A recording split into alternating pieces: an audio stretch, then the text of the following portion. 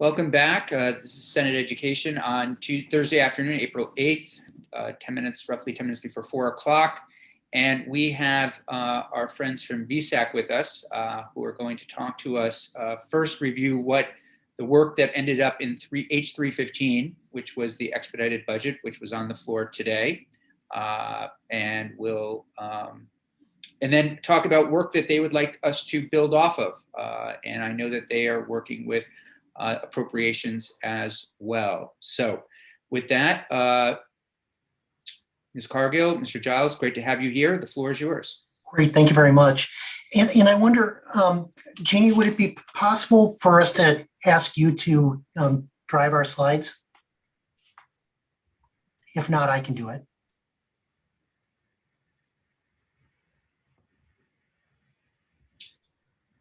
Jeannie? Yes, I was in the middle of a task behind the scenes. I can make you co-host so you can share them, please. Sure. I think Mr. Giles is wondering if you could sort of work the slides for them. That'll take me a while to get them up. I was not expecting this. So is that what you want, Mr. Giles? I'm happy to do it. Okay. Okay.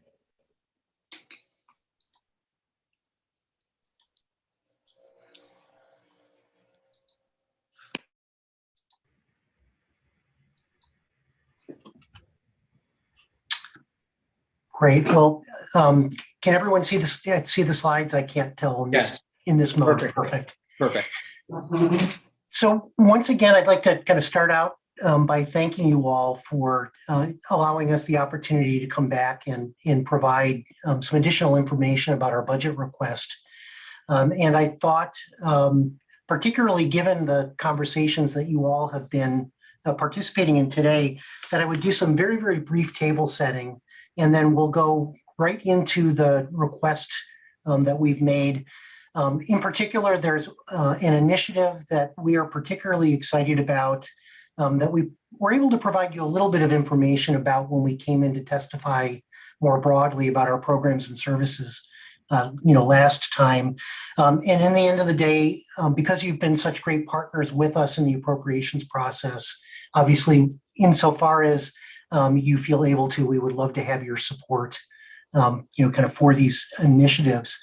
So, let me kind of just jump today to the, you've had, many witnesses all speaking to the common theme of equity in education. And as I think you all well know, that lies at the heart of everything that we do at VSAC. We were created in 1965, first as a financial aid organization, and then subsequently evolved to include career and education counseling, as well as student loan origination and servicing, all in an effort to ensure that the doors of education and training are open to all Vermonters, regardless of their circumstances, or their age. So the equity conversations that you've been engaged in really lie at the heart, not only of our work, but of the proposals that we are bringing before you. And before I talk a little bit about what you all were able to accomplish in H315, I just want to touch on two particularly important, I think, factual contexts that drive much of our thinking about how we deliver kind of programs and services. The first one is related to economic opportunity in education. And here I am preaching to the choir. But in the Great Recession, we saw that almost all of the job losses were experienced by individuals who had a high school diploma or less. And nearly none of the jobs that came back in the recovery went to that same group, which has created, one of the greatest equity challenges that our workforce faces. And to some extent, paradoxically, combined with the fact that employers in Vermont and across the country are also having a tremendously challenging time finding workers that have the skills they need in order to, kind of help them be competitive. And as we think about how we tackle those challenges, it's very, very clear that we need to expand education and training opportunity to all Vermonters. And the second fact that we often spend a fair amount of time thinking about relates to how educational opportunity breaks down along socioeconomic lines. And we shared with you the last time we presented a chart that showed that the highest academically performing students from the lowest economic quartile had a lower post-secondary continuation rate than the lowest performing students from the highest economic quartile. And part of what that tells us is that because of the economic circumstances, despite the hard work that many of our students engage in, they really believe that the doors to education and training are very much closed to them. To go back to part of what the committee did, all of these challenges have been exacerbated in the pandemic, and I don't need to spend a great deal of time describing the factors that have contributed to that. But the transition to remote and then hybrid has posed a particularly strong challenge for first generation and low income students. And one of the things that you were able to do is part of the, what I'll call that urgent kind of appropriations bill, was to secure funding for us to do kind of an expansion of what some of us saw the McClure Foundation do, where you were able to secure funding for us to be able to provide up to 2 free courses for every member of the high school graduating class of 2020 and 2021, which we think will create a tremendous opportunity for us to raise the aspirations, particularly of all students, but particularly first gen and low income students who have faced some particular challenges as a result of the pandemic. So I'd like to kind of pause there and thank the committee for the work that you all did, both in highlighting the particular challenges that these 2 classes are facing, coming up with an approach to increasing their aspirations. We are excited by the prospects of being able to launch this program pretty quickly, given the way that it is moving through the budget process. And as my colleague Marilyn Cargill will elucidate, this is a nice precursor to the budget request that we have kind of brought to the appropriations committees, and which currently are contained within the House version of the big budget bill. So we wanted to kind of share these with you, answer questions that you might have, be able to describe the relationship between what I think of as being the Senate Education Committee's kind of proposal and what we are calling our 802 opportunity proposal, which builds upon the foundation that I think you are establishing. So with that, let me pause, and then I will turn it over to Marilyn to describe the request we made. Questions at this point? I just want to pause also and recognize the committee's work on that and bringing it forward to approps. It came from my colleagues on this committee, and we took quite a bit of testimony, and so I want to thank everybody for that work. Any questions for Mr. Giles at this point? Okay, thank you. Marilyn, why don't I turn it to you? Perfect, thank you. So very briefly, in our budget request, we are asking for funding for the Vermont State Grant Program. This is level funding. Last year, we received $19,978,588. We're asking for those funds again. That money is split between our full-time, part-time programs. Those are our 2 major grant programs. The advancement grant, which I'll spend a moment talking about on the next slide, and our emergency micro grant program. And I spent a little bit of time talking about those programs last time we met, but the full-time grant program tends to be younger students, so that 18 to 24-year-old tends to be full-time. That is not always the case, but it is most likely the case. Our part-time students tend to be more adult students, so someone over the age of 24. They're usually working at least part-time, but often full-time while they're going to school. And then the micro grant is the grant that we are using for students who are at risk of dropping out for small expenses. And those expenses range anywhere from food insecurity to needing snow tires or a car repair. So we have been running those programs for a number of years, with the micro grant being the most recent grant program that we are offering. The advancement grant, which Scott, if you would not mind moving me forward. The advancement grant is a program that helps students who are interested in one of two things. Either they're looking for a training program that is not at a Title IV school, so they do not qualify for any other forms of financial aid, or they're testing out the academic waters of a college. They're just trying to see, can I do college level work? They're not ready to apply for admission. They do not qualify for any other financial aid, but they are interested in trying classes. The demographic of the population that uses this program, it is predominantly female, 35 years old, so they're older students, absolutely low income. The average annual income of the recipients in this program is $21,000. So it's a very targeted program to low-income Vermonters who are interested in moving towards a career and using an educational process to get themselves there. And this is a program we have seen significant growth in over the last decade.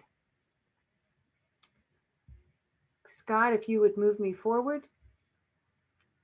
So one of the things that we've been looking at, we do a lot of research at VSAC, and I know we've shared that research with you in the past, and we're certainly happy to make it available to you again. But some of the research that we've done, we've really looked to say, where is there true opportunity to help increase the college going rate and the training going rate for Vermonters? When you look at four-year colleges, Vermont is in the paler green color and the nation is in bright pink. So if you look at four-year, which on my slide is on the right-hand side, 55% of Vermonters tend to go on to four-year colleges. At the nation's level, it's 44%. So there's certainly room, even at 55%, to have more students go on, but we are already outperforming the nation. If you look at the two-year schools, in the nation, 26% of the nation uses two-year schools. In Vermont, it's 7%. And we believe there is a real opportunity because of that for us to be able to make a difference by making two-year schools significantly more affordable for Vermont families. And that is the new opportunity that we want to talk about in our budget request. Scott, if you would not mind moving me forward. So as I mentioned earlier, we are looking to have our state grant programs level funded with last year. In addition to that, we have 3 new requests. We're asking for $1.9 million for 802 Opportunity. We are asking for $500,000 for the advancement grant, which I just described to you. And we're asking for a standalone appropriation of $300,000 for our Aspiration program. So I want to just take a moment. We've already talked about the advancement grant. 802 Opportunity. And Scott, if you don't mind just going ahead and rolling me forward so we can be on, thank you. The 802 Opportunity Scholarship is a grant that would be given to any student in Vermont. So whether they're an adult or a traditional age student, it would not matter. If their family earned $50,000 or less, between the Vermont State Grant, the 802 Opportunity Grant, and their federal Pell Grant, they would go to school at CCV tuition free. That makes CCV clearly a very viable option for low and modest income Vermonters. And the reason that we selected CCV for this, one was that slide I just showed you that showed you the percentage of students going on to two-year schools in Vermont. So we believe there's certainly room to grow that number. But this other reason is CCV is, as you know, it has 12 sites. They are located all over the state of Vermont. So access to that school is pretty universal within Vermont. If you attend CCV, you can strive towards an associate's degree. You can move towards a bachelor's degree by transferring to any of the schools that CCV has articulation agreements with. You can transfer to other schools as well, but the articulation agreement schools have the cleanest, clearest path for students to be able to move forward towards their bachelor's degree. And you can also pursue certificate programs. So CCV offers a really wide array of opportunities for students. They also offer a number of their programs online, which make them very desirable for adult students who are trying to work and go to school. One of the biggest benefits we see of this program is how well it complements the program that McClure offered last year to high school seniors and the program that your committee put forward this year to offer that same type of benefit to high school seniors again. So when we offer a student the ability to take 1 or 2 courses, what you are doing is you're increasing aspiration. You are introducing students to school who might not otherwise have thought that they could attend. But 1 or 2 courses is not going to get them through their education. This program takes the increased aspiration that you have created and it allows students to actually complete their education. If they want that associate's degree, they've got 2 years of free education if their family income is $50,000 or less. So all of a sudden, we've got students who can start with the exploration ability that you're offering them and then pursue the following year going right into school on a full-time basis if that's what they want to do, or a part-time basis. So we think this has a lot of benefit for the state of Vermont. It creates an access point that is available to all students, and it leads to degree and completion. Scott, if you could take me to the next slide. I believe it's the Aspiration Project. The $300,000 we are asking for in aspiration is to go into individual high schools and work with those high schools, including their staff, their faculty, their administration, and their community to help increase the aspiration rate of those particular institutions. We started this program a few years ago when it was really noticeable that there was a significant difference in aspiration between schools and between first and second generation students. First generation students being students whose parents do not have a college degree, and second generations are coming from families where at least one parent has a degree.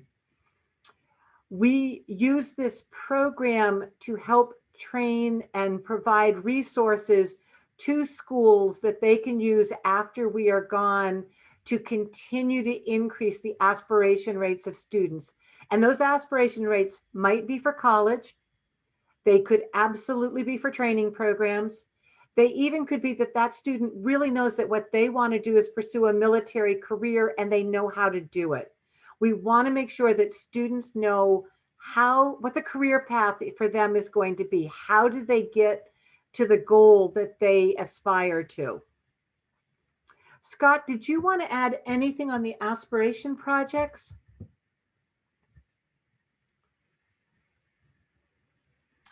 No, I think you covered it quite well. Other than to say that, as Marilyn had kind of indicated, this work actually came out of the research that BSAC had done over the years, where we started to really focus in a way that we hadn't before on the regional differences, in aspiration and continuation rates.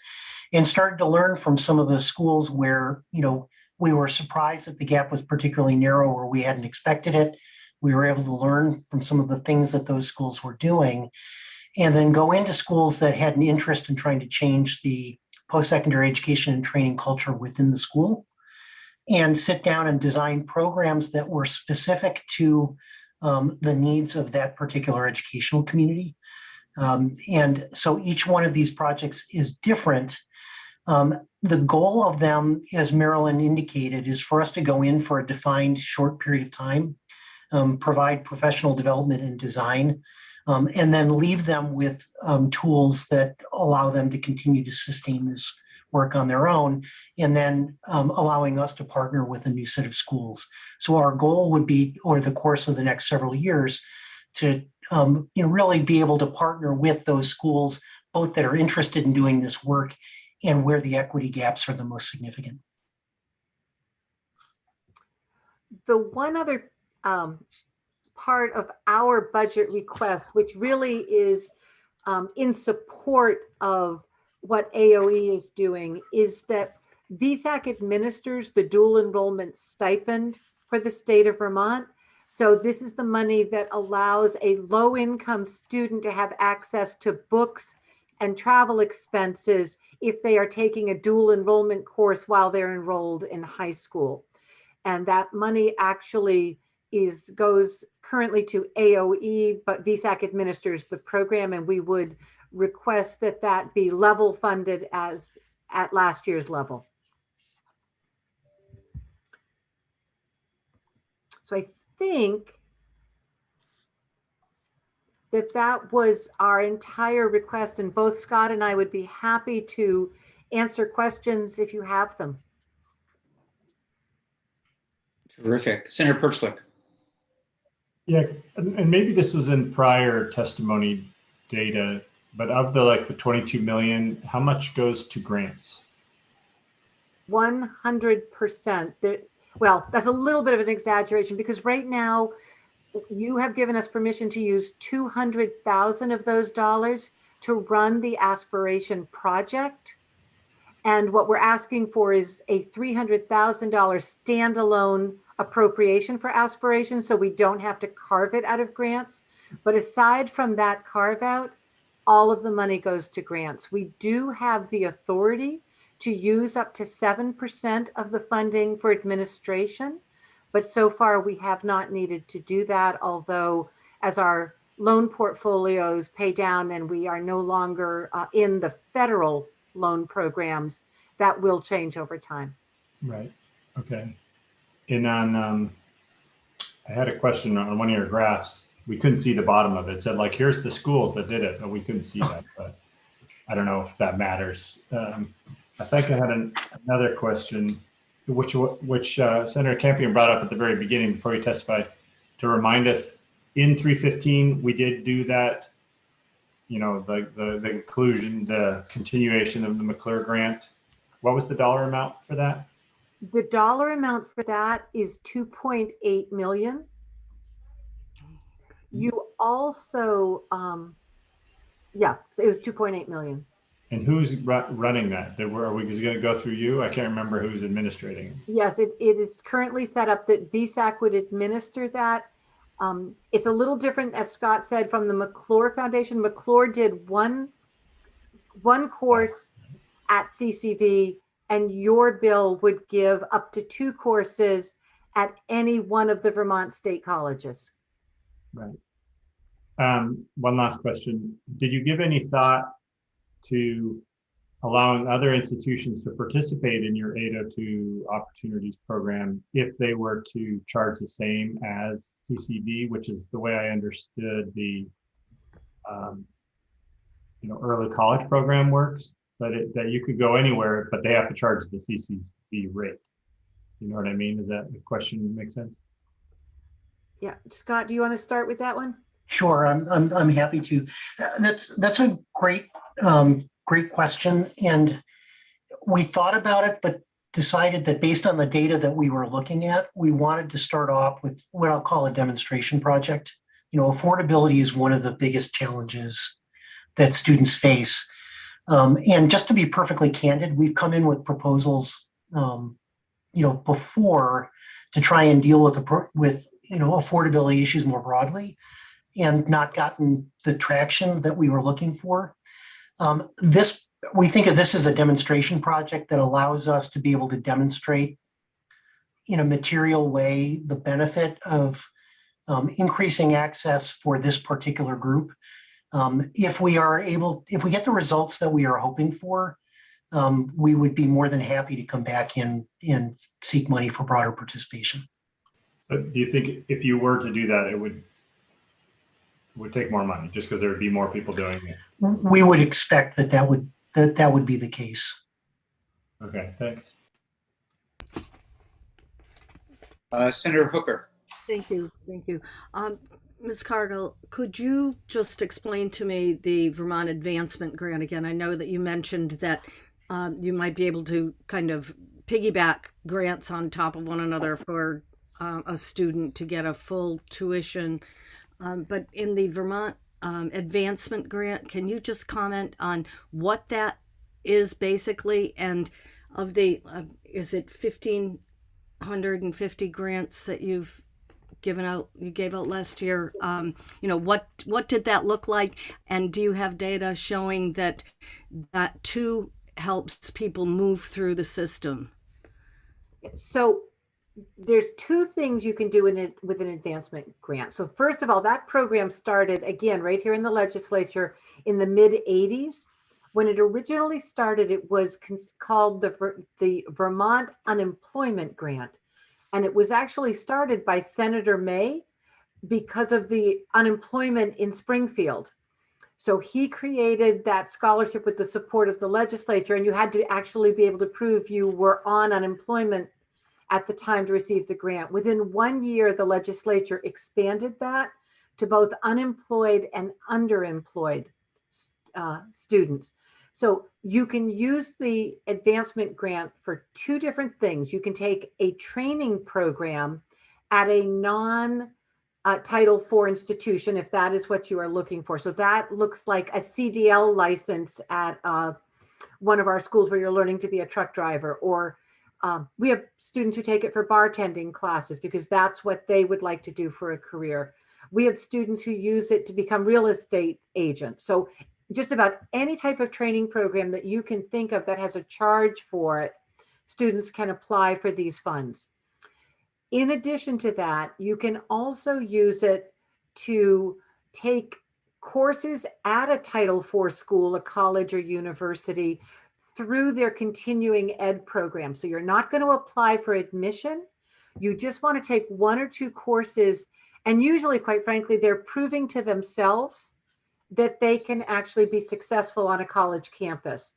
And we have students that use non-degree courses at all of the Vermont institutions, but the school that uses the majority of them, where we see most students test drive college, is right at the Community College of Vermont. Again, it's that statewide access. They don't need to fill out an SAT. They don't need to fill out a college essay. They can just walk in and try a course or two and see how they do. What we have found, we run a survey every 2 years to understand whether or not the students who took these grants have increased their employability, have increased their income, or have chosen to continue their education. And the results from this have, every time we've done that survey, been very steady and very positive, that the majority of students who are in school in a college or university intend to stay there and continue their education. And I don't want to quote numbers off the top of my head because I'm sure I'll misquote something, but I'll get you some facts on the percent that say that they have increased their wages, and the number that have moved either from unemployment to employed or from part-time to full-time. And in addition, adult CTE, correct, Marilyn? Oh yes, absolutely. Adults can use it for the career and technical centers, and do. Some of our best training programs are right there. Great. Thank you. Excuse me, other questions. One thing that's just on my mind, and I'm sorry I missed it. This one, for the 802, this would be an annual appropriation? It would be an annual appropriation. Okay. Yep. And this is, it's interesting. So, and I know we talked about this a little bit when we were going through H315. This reaches families $50,000 or less. Do we know what it would look like if we increased this to families that had $70,000 or less household income? Because I know we had this conversation where, those are the folks that also this is really hard. $70,000, $80,000, $90,000 for a household with a few children. It's a different ballgame than it was when I was a kid. And I know that those families are also stretched. Do we know what that number would look like, that 1.9? I can get it for you, Senator Campion. I believe I sent you a chart when we were first talking about this. Does that kind of ring a bell? Yeah. I think I've done the work, and I'll look it up and send it to you. But yes, we wouldn't do. mind just sharing that with the committee, and you can send it to Jeannie and she can send it along to everybody. That would be great. Happy to do that. Yeah, again, Senator Campion, our hope was to be able to demonstrate success. Yeah. And then be able to move, both expand the schools and move up the income scale. And what is the governor? Is the governor's thoughts on some of these things? I noticed, I don't think there was anything for higher education in that recent proposal that he put out. Is that accurate? As far as we know, that is correct. In his original budget proposal, he did include funding for the advancement grant. Yep. The 500,000 was included there.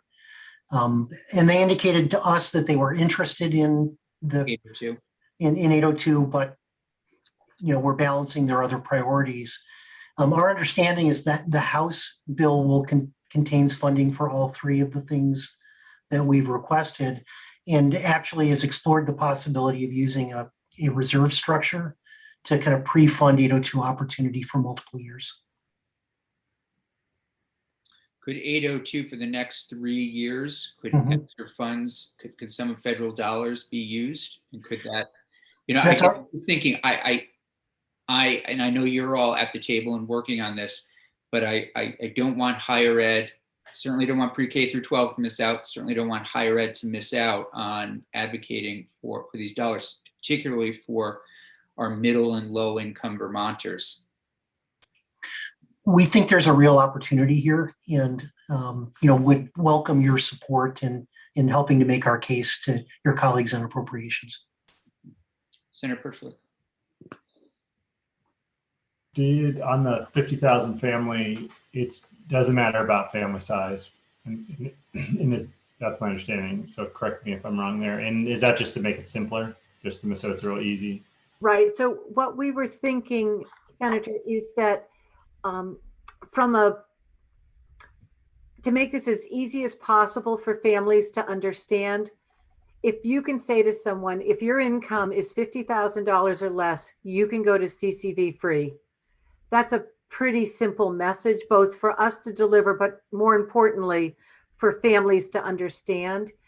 If we tried to get into, if your family size is this, your income could be that, it just starts getting really complex in both the delivery and in a family's ability to understand it. So we wanted to start with a pretty simple message. As Scott said, one of the things that we're doing is we're building off the state grant and the federal Pell Grant. As the Pell Grant goes up, that alone will give us some ability to increase the income cutoffs that we're talking about. And there certainly is discussion at a federal level about some significant changes in Pell that could really help us move this up the income scale pretty quickly. So that's something else that Scott and I have been watching really carefully to see where that conversation is headed and how realistic is it to think that that might happen. And it is 50,000 for the family. Yes. So, Family. well, when I say family, if you are a dependent student, meaning you're under the age of 24, you're not married, you're not a veteran, then it's your mom and dad's income.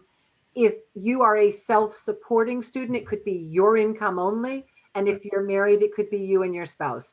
But we're not suggesting that it's mom, dad, the student, and any other adults that live in the household. We're not trying to do that. Okay.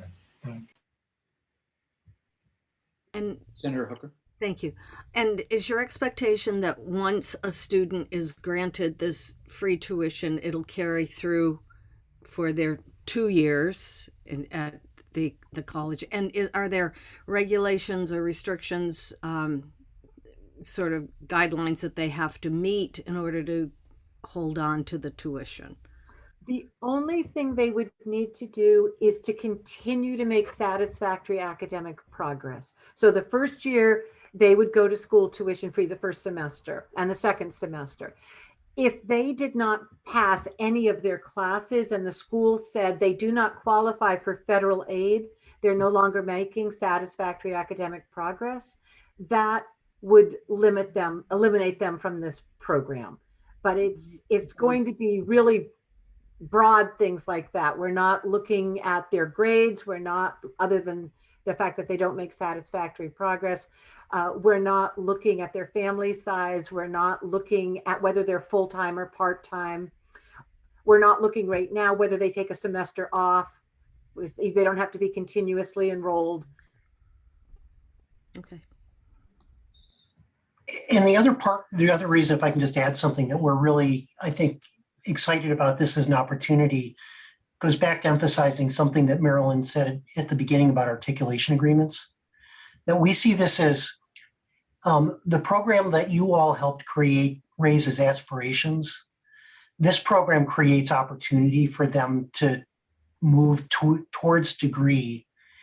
And then CCV is the single greatest source of transfer students for the University of Vermont and for most of the state colleges. And so we see this as creating a viable and affordable pathway for students that are in that lower, middle, and low income pathway that builds upon the work that you've already done. And I think, just to be transparent, somebody could go to CCV for 2 years, live at home because CCV does not offer housing. So their first 2 years are going to be free. When they transfer to Castleton or they transfer to UVM, they're no longer going to qualify for free tuition. They will still qualify for their federal Pell Grant if they're eligible, their state grant, their aid from their institution. But they're going to have 2 years of college that they don't have debt from unless they, for some reason, choose to do something different. But they're not going to need to borrow to go to school. So they start in a really different place. So the other thing that this does is it has the ability to lower overall debt for college students, which is another really big issue that we're hearing about, and I'm sure you're hearing about from students, the amount that they're needing to borrow for undergraduate programming.